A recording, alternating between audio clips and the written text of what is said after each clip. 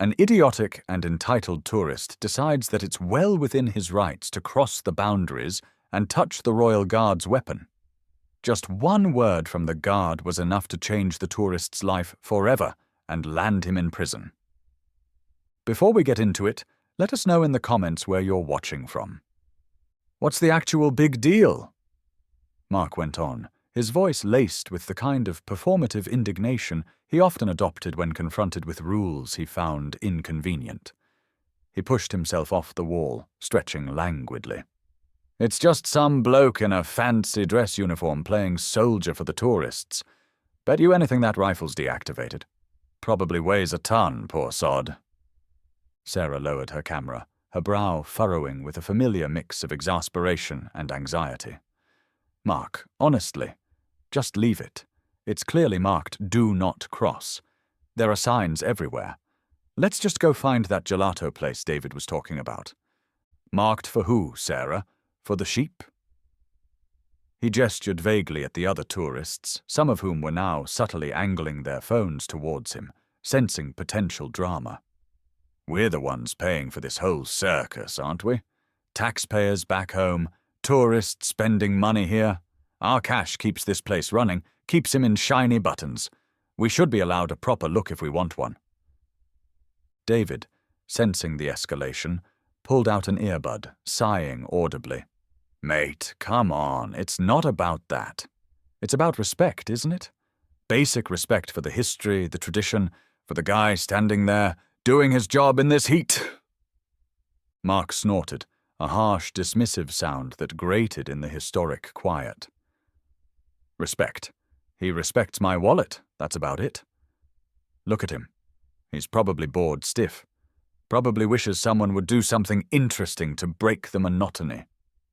He took a deliberate step towards the velvet rope, a challenging glint in his eyes. A subtle ripple went through the nearby crowd. Conversations paused mid-sentence. More phones were raised, no longer subtle. The air thickened slightly, charged with anticipation. Lance Corporal Davies remained motionless, his gaze fixed on some invisible point on the opposite wall, seemingly oblivious to the minor drama unfolding just yards away. But was he truly oblivious? A trained eye, someone familiar with military bearing, might have noticed the fractional adjustment in his posture, the almost imperceptible tightening around his jawline beneath the chin strap, the way his white-gloved fingers rested on the rifle, relaxed, yet instantly ready. "Mark, don't!" Sarah pleaded again, her voice hushed but urgent, grabbing his arm lightly. "Please, it's not worth making a scene." Mark shook her hand off, annoyed. "Relax," he said, forcing a grin, waving a dismissive hand, though a tiny bead of sweat traced a path down his temple. He wasn't entirely immune to the sudden focus of dozens of pairs of eyes. "I'm just going to get a closer look. Maybe get a selfie with Trigger here, lighten the mood." Before Sarah or David could protest further, he swung a leg decisively over the plush velvet rope. A collective gasp, soft but distinct, like wind rustling through dry leaves, went through the onlookers. It was the sound of a clear line being crossed, a blatant taboo being breached in broad daylight. Lance Corporal Davies didn't flinch. He didn't turn his body. But his head tilted, almost imperceptibly, like a gyroscope adjusting its axis. His eyes, dark and unreadable beneath the deep shadow cast by the bearskin, swiveled just enough to fix directly on Mark. There was no anger in that gaze, no surprise, no threat, just presence. An unnerving, absolute, and utterly focused presence that seemed to pin Mark in place for a split second. Mark hesitated, the casual arrogance flickering in the face of that unwavering stare. The grin faltered. For a heartbeat, the gravity of the ancient place, the silent weight of the guard's regard, seemed to touch him. But retreat now, under the scrutiny of the crowd, meant losing face, admitting foolishness. He doubled down, plastering the grin back on. Wider this time, more forced. "All right, mate. Impressive kit. Just admiring the hardware up close." He took another step, putting him well inside the restricted zone, only a few feet from the soldier. The guard reacted then, not with aggression, not with a word, but with the fluid economy of movement born from endless drills. He didn't reach out, didn't shift his gaze. He simply shifted his weight onto the balls of his feet, pivoting slightly at the hips, bringing the rifle fractionally more central to his body. It was a minute adjustment, almost elegant in its precision, subtly increasing the distance between Mark and the weapon while maintaining his rigid, ceremonial posture. It was a movement that conveyed no hostility, yet it was an undeniable physical block, a silent final warning. "Whoa there, trigger-happy," Mark quipped, trying to regain control of the situation with misplaced humor. The joke fell utterly flat in the tense, expectant silence. "Bit jumpy today, aren't we? Too much caffeine?" He tried to sidestep to his left, angling towards the polished wooden stock of the rifle. The guard mirrored him instantly, another silent, synchronized micro-movement. It wasn't a scuffle. It wasn't even a confrontation in the conventional sense. It was a statement, written in posture and position. This far and no further. The crowd was utterly still now, a ring of silent witnesses. The gentle hum of the courtyard had vanished completely, replaced by a heavy vacuum of held breath. Even the usually bold pigeons seemed to have paused their incessant strutting and cooing nearby. Sarah had both hands clasped tightly over her mouth, her eyes wide with a mixture of dread and disbelief.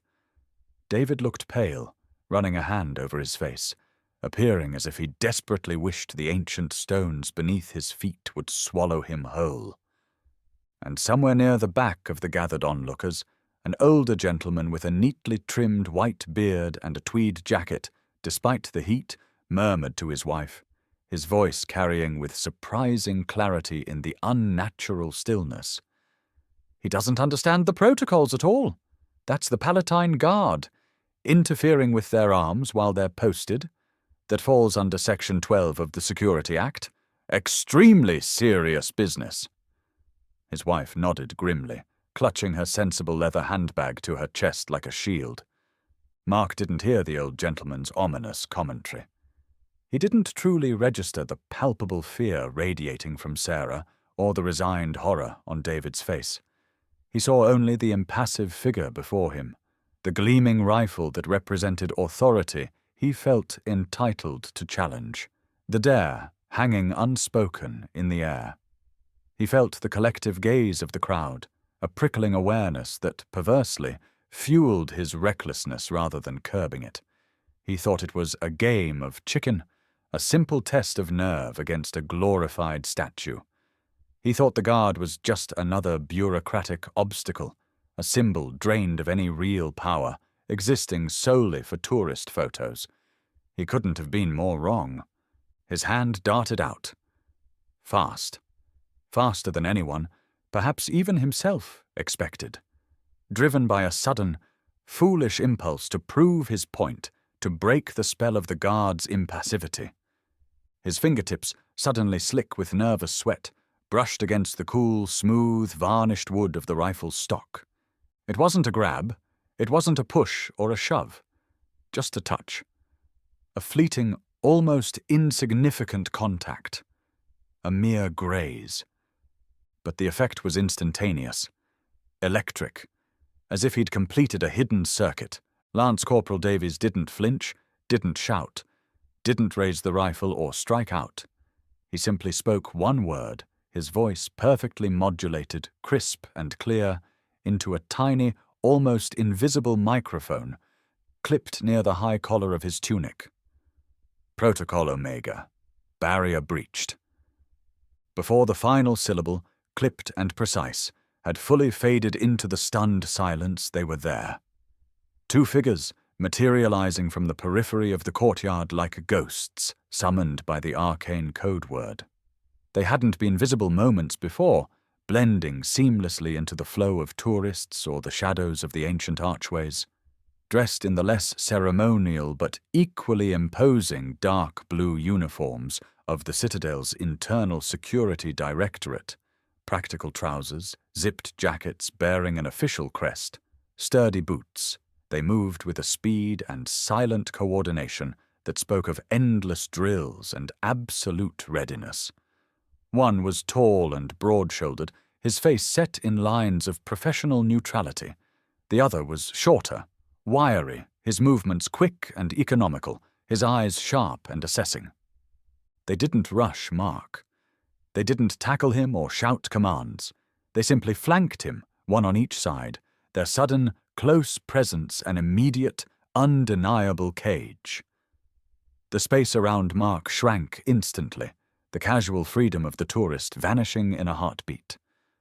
Mark stared, bewildered, his hand still hovering near the rifle he'd touched, the brief contact now feeling like a brand. "What? Who the hell are you guys?"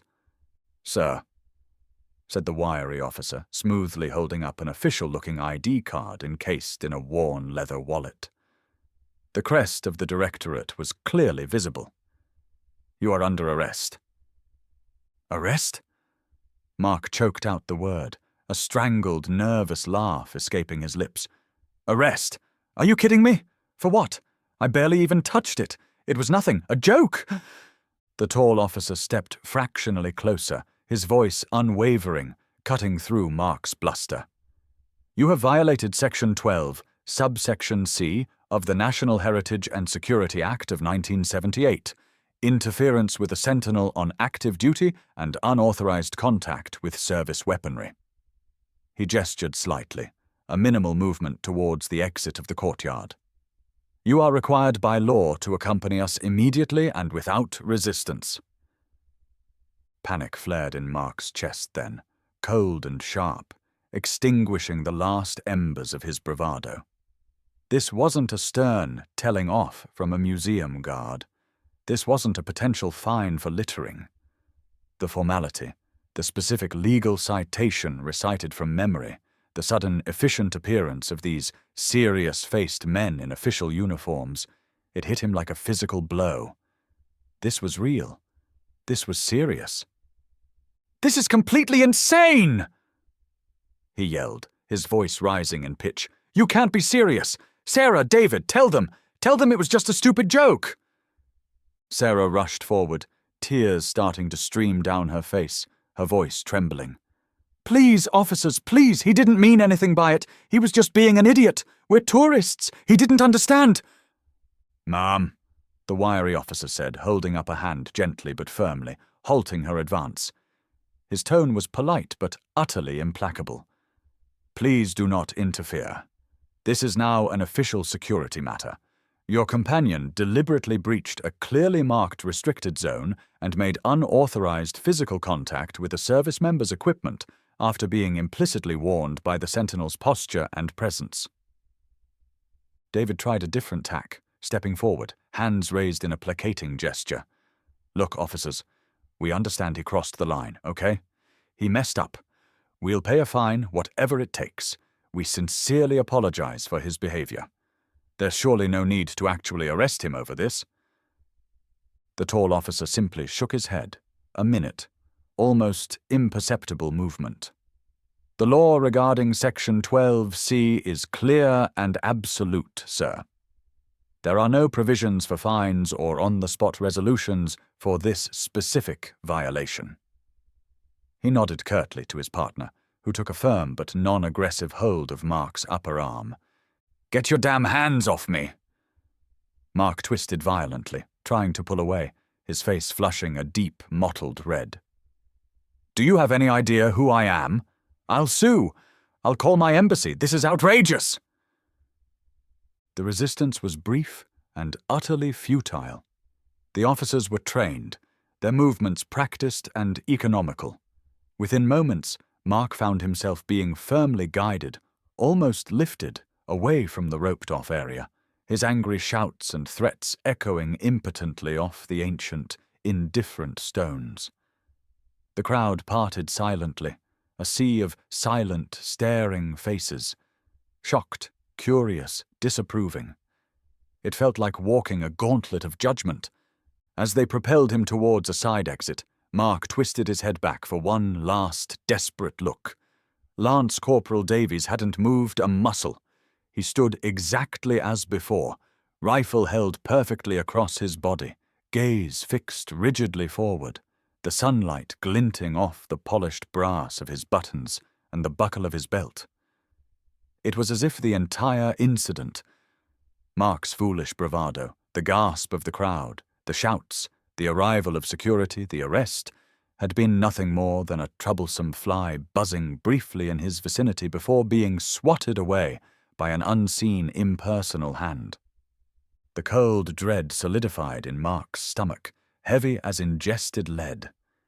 He hadn't just provoked a reaction, he had unwittingly triggered a hidden, complex mechanism.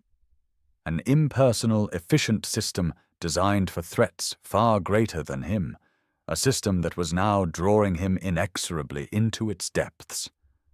He looked back at Sarah's tear-streaked, horrified face, at David's stunned helplessness as they were held back by another arriving official, and a terrifying, gut-wrenching thought finally surfaced, clear and sharp amidst the panic.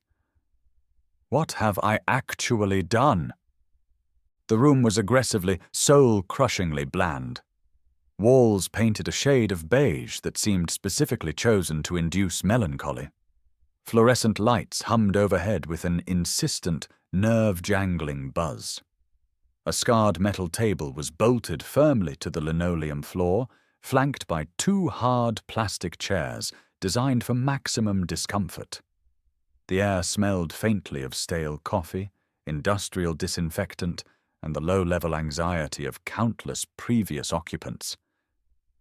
Mark sat hunched in one of the chairs, the adrenaline surge having long since faded, leaving behind a shaky, clammy exhaustion and a gnawing fear that twisted in his gut like a physical ache. Across the table sat Chief Inspector Dubois of the Palatine Citadel's Internal Security Directorate. He wasn't physically imposing like the arresting officers. He looked more like a tired accountant than a high-level security official. He had thinning grey hair meticulously combed over a pale scalp, weary eyes magnified slightly behind functional wire-rimmed glasses, and a stack of papers arranged in a neat, intimidating folder on the table before him. He radiated an aura of quiet, methodical authority that Mark found far more unsettling than any overt aggression. "Mr. Allen," Dubois began, his voice soft, almost gentle, yet carrying an undeniable weight that seemed to absorb the room's scant oxygen. "Let me be perfectly clear from the outset, so there are no further misunderstandings. You are not being detained for simple trespass, although you did commit that. Nor are you here merely for causing a public disturbance, although you did that as well." He paused, letting the words sink in. "The Palatine Citadel, Mr. Allen, is not merely a tourist attraction or a museum. It is a functioning military installation, a designated site of paramount national importance, and the symbolic seat of our nation's sovereignty, stretching back over 800 years. Mark shifted uncomfortably on the hard plastic, licking lips that felt suddenly dry and cracked. "Look, Inspector, I know I was an idiot, a complete idiot. I crossed the rope. I touched the gun. It was stupid, okay? Really stupid. I wasn't thinking. I'm sorry. Truly sorry. Can't we just, I don't know, sort this out somehow? Pay a fine? Community service? Anything." Dubois opened the folder with deliberate slowness, revealing typed incident reports, witness statements, and what looked like grainy but clear still images captured from the omnipresent security cameras. His expression remained neutral, patient. "The Citadel Guard, including Lance Corporal Davies, whom you encountered, are active members of the armed forces. They operate under specific, legally mandated rules of engagement and exceptionally strict protection protocols while on duty within these walls." Section 12. Subsection C of the National Heritage and Security Act of 1978, the law you violated, is designed explicitly to prevent any interference with these duties and to protect both the personnel involved and the potent symbols they represent." "Symbols?" Mark scoffed again, though the sound was weak, laced with desperation. "Come on, it's a rifle, a piece of metal and wood. It is the service weapon of a soldier on active sentinel duty at a protected national site," Dubois corrected, his tone still patient, but with an underlying firmness, as if explaining a complex but immutable law of physics to a particularly dense student. Unauthorized physical contact with that weapon by an unauthorized individual, particularly subsequent to breaching a clearly marked security cordon, is interpreted under the Act not merely as disrespect, but as a potential threat assessment scenario. It triggers an immediate, non-discretionary, predetermined security response protocol. Mark stared, his mouth slightly agape. Threat assessment. Threat? I wasn't a threat to anyone. I was messing around, being stupid. Can't you see that?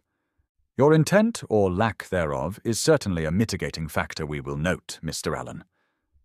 Dubois conceded with a slight inclination of his head. However, it does not, under the current legislation, negate the Act itself. The law here, forged over centuries of vigilance and occasional turmoil, is deliberately strict regarding the sanctity of these posts. The protocols are absolute for a reason. Lance Corporal Davies acted precisely and correctly, according to his extensive training and the standing orders. He tapped a page in the folder.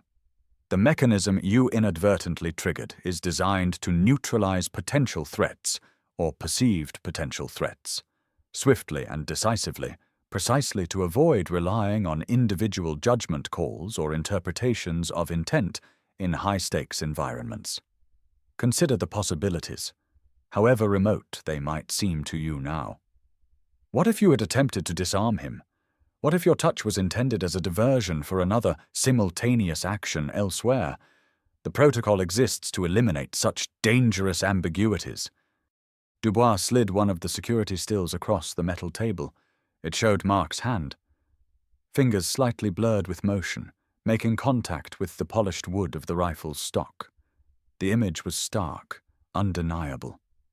"This act, Mr. Allen," Dubois continued, his voice dropping slightly, "performed in this specific, highly sensitive location, involving this specific category of personnel and their designated equipment, carries a potential sentence upon conviction of up to 5 years imprisonment, followed by subsequent mandatory deportation." 5 years. The words slammed into Mark with the force of a physical blow, sucking the air from his lungs, making the bland room swim before his eyes. 5 years? For touching a gun? For a stupid, drunken impulse? His mind reeled, struggling to process the enormity of it. This wasn't a hefty fine. This wasn't even a night in the local cells to sleep it off. This was life-altering, devastating. 5 years, he whispered, the words barely audible, his voice cracking under the strain. You can't possibly be serious." "Mr. Allen," Dubois said, his tired eyes holding Mark's panicked gaze, "I am entirely, gravely serious." He leaned back slightly, steepling his fingers. "The Palatine Citadel is not just stone and history. It is considered the very heart of our nation's heritage and identity. Its guards are living symbols of our resilience, our long history, our enduring sovereignty. Disrespecting them in their post, interfering with their solemn duty in the manner you chose. It is viewed by our laws and our people not merely as foolishness, but as disrespecting the nation itself. The law, Section 12C, reflects that deeply held sentiment." He paused, allowing the weight of his words to settle in the sterile room. "Your embassy has been formally notified of your detention. A preliminary hearing before a magistrate will be scheduled within the next 48 hours. You are, of course, entitled to legal representation." He held Mark's gaze for a moment longer. I strongly advise you to secure competent counsel immediately. You find yourself in an exceptionally precarious legal position." Mark slumped back heavily in the hard plastic chair, the cheap material digging painfully into his spine. The beige walls seemed to close in, pressing the stale air against his face. He thought of Sarah, of David, waiting somewhere outside this sterile room, caught in the terrifying nightmare he alone had created. He thought of his job back home, the career he'd worked years to build. He thought of his life, his future, his freedom. 5 years. The casual arrogance, the need to show off in front of strangers, the utter catastrophic failure to read the room, to understand the context. It all seemed so distant now, so pathologically stupid, like watching a film of someone else's disastrous life choices. He hadn't just touched a rifle.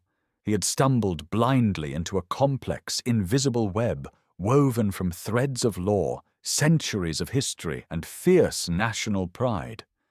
And now those threads were tightening around him, threatening to crush the comfortable, predictable life he had always taken for granted. The guard's impassive face flashed again in his mind's eye. It wasn't emptiness or boredom Mark had seen there. It was the calm, unwavering certainty of someone who knew exactly what sacred rules Mark was breaking, and knew, with chilling precision, exactly what the cost would inevitably be.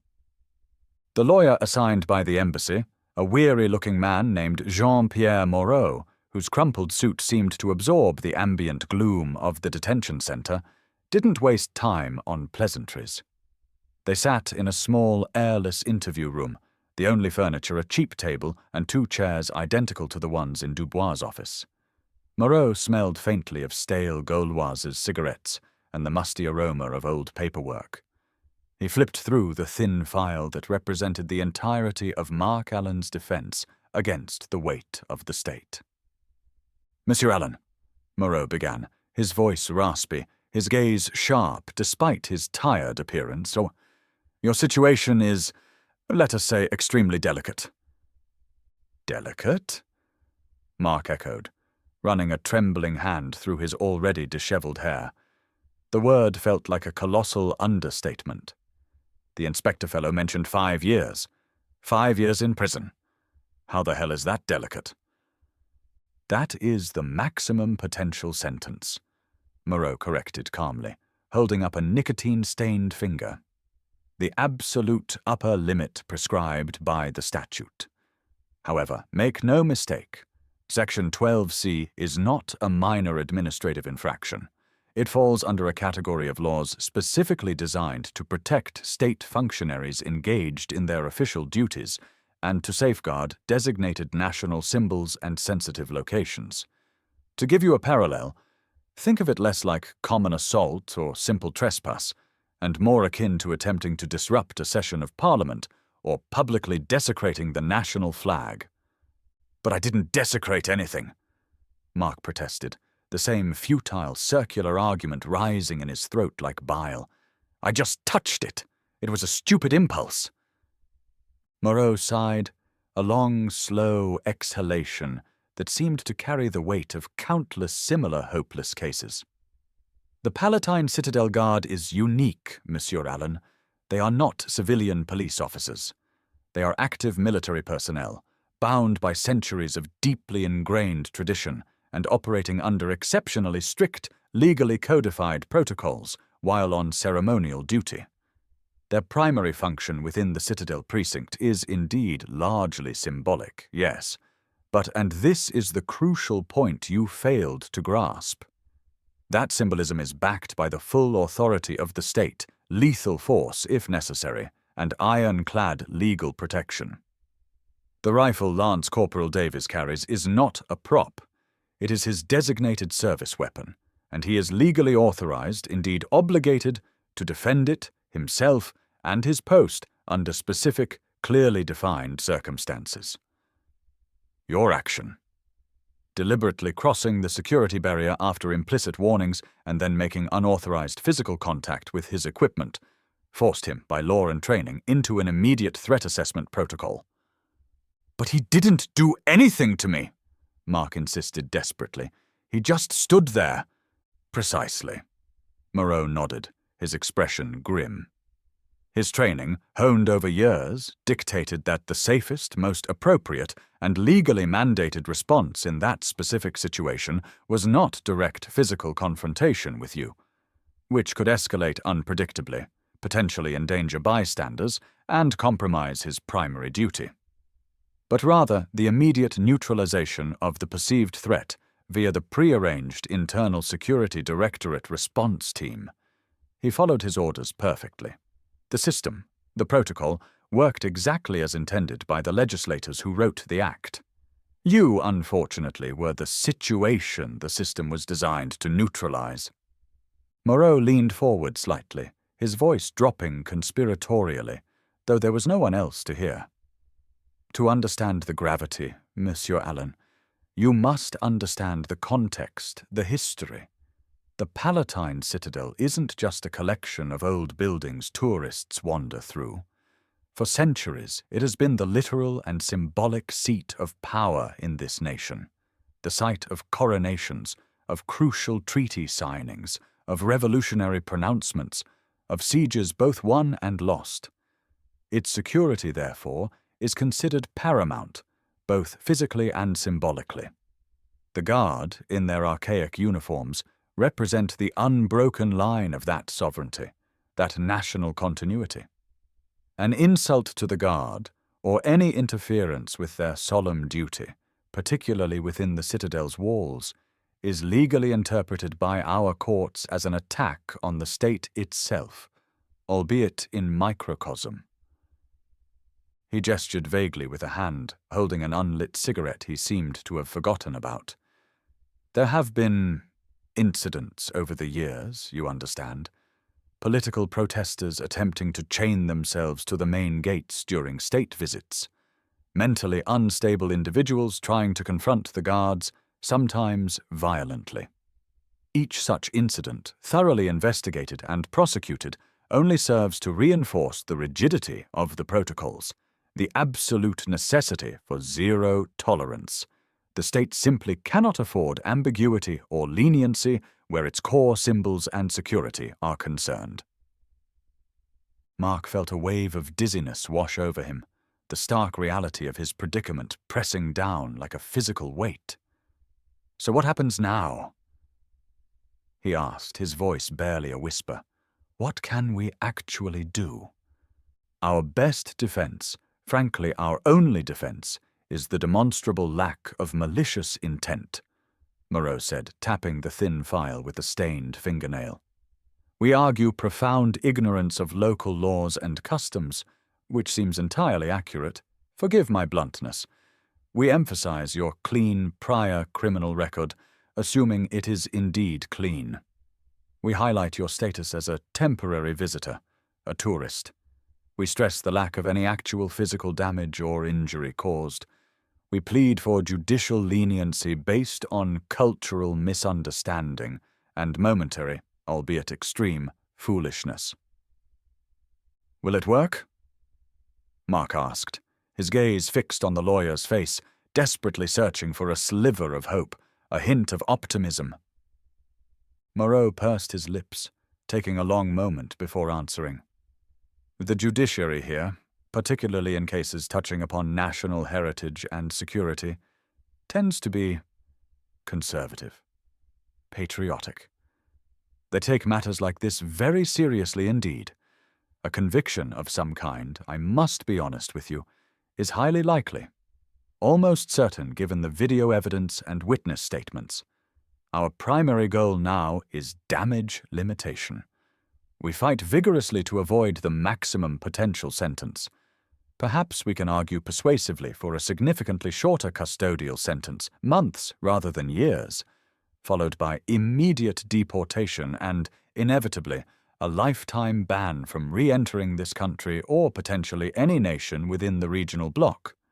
Lifetime ban, deportation, prison, even for months in a foreign country where he didn't speak the language." The words hung in the airless room, stark and terrifying. Mark thought again of the casual, almost jaunty way he'd stepped over that simple velvet rope, the smirk he'd likely worn as he approached the impassive guard. He'd thought he was being clever, edgy, pushing back against pointless rules. He hadn't seen the centuries of history standing silent sentinel behind the scarlet uniform. He hadn't recognized the invisible weight of law, the complex machinery of state security humming quietly beneath the surface of the tourist spectacle. He'd seen a theme park attraction and decided to poke it with a stick. Now the theme park was revealing its hidden, razor-sharp teeth, and they were closing in on him. The courtroom was imposing, designed to impress upon all who entered the majesty and gravity of the law. Dark, polished wood paneling lined the walls, soaring towards a high, vaulted ceiling from which hung ornate, archaic-looking chandeliers. The air was still and heavy, smelling faintly of old paper and furniture polish. Mark stood in the defendant's dock, a small, isolated figure in borrowed, ill-fitting clothes provided by the embassy, feeling dwarfed by the scale of the room and the weight of the proceedings. The judge, an austere woman named Madame Dubois, no relation to the inspector, Moreau had assured him, with sharp, intelligent eyes that seemed to miss nothing, listened impassively behind her elevated bench as the prosecutor, a stern man with a precise, cutting voice, laid out the facts of the case. Security footage played silently on large screens, positioned for maximum visibility. Mark crossing the rope, Mark gesturing towards the guard, Mark stepping closer, Mark reaching out, Mark's fingers making contact with the rifle. Seen objectively, stripped of his internal monologue of misunderstood intentions, it looked damningly deliberate, arrogant, and disrespectful. Witness statements were read, including the observation from the elderly historian about Section 12. Moreau presented the defense as planned. A foolish tourist, unfamiliar with local laws, caught up in a moment of profound misjudgment, deeply remorseful for his actions which caused no actual harm. He emphasized Mark's stable life back home, his lack of prior offenses, his panic and immediate contrition upon realizing the seriousness. When prompted by Moreau, Mark mumbled an apology towards the bench, his voice barely audible, his gaze fixed on the floor. I am truly sorry. I didn't understand. I meant no disrespect. It sounded weak, inadequate, even to his own ears. In the public gallery behind him, he could feel the presence of Sarah and David. He didn't dare look back, but he could imagine their faces, pale, strained, etched with worry, and perhaps a dawning sense of weary resignation. Their holiday, their friendship, irrevocably altered by his single stupid act. The prosecutor countered swiftly and effectively.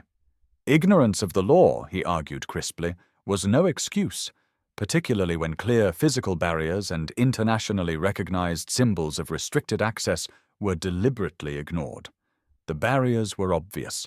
The guard's professional, non-engaging stance was itself an implicit warning to maintain distance. The law, Section 12C, existed precisely to deter such acts of casual disrespect towards national symbols and security personnel performing their sworn duties.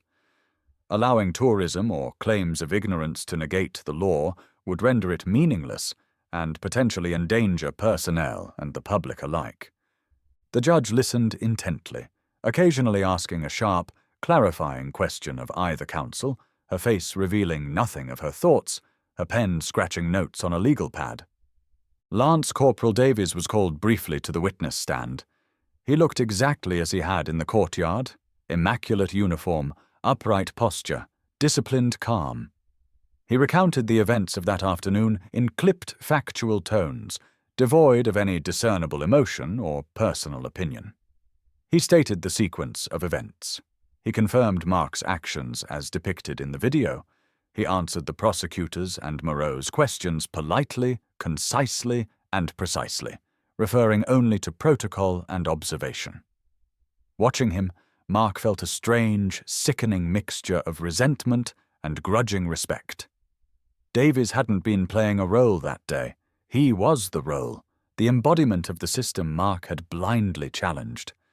The verdict, when it came after a surprisingly short deliberation by the judge, there was no jury, was swift and brutal.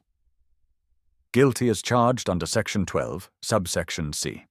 Madame Dubois adjusted her glasses, her sharp gaze sweeping over Mark, making him feel pinned, dissected. "Mr. Mark Allen," she began, her voice clear and carrying easily in the hushed courtroom. "Your actions on the afternoon in question demonstrated a profound and unacceptable lack of judgment, coupled with a disturbing disrespect for the laws, customs, and national symbols of this sovereign nation. While the court acknowledges the arguments presented regarding your lack of apparent malicious intent prior to the act itself, the deliberate breach of a clearly marked security cordon, and subsequent unauthorized physical contact with active military equipment at a site of paramount national importance, cannot be excused, minimized, or treated lightly." She paused, the silence stretching, amplifying the frantic thumping of Mark's own heart. "Public order must be maintained. The integrity of our national symbols and the security of those sworn to protect them must be upheld unequivocally.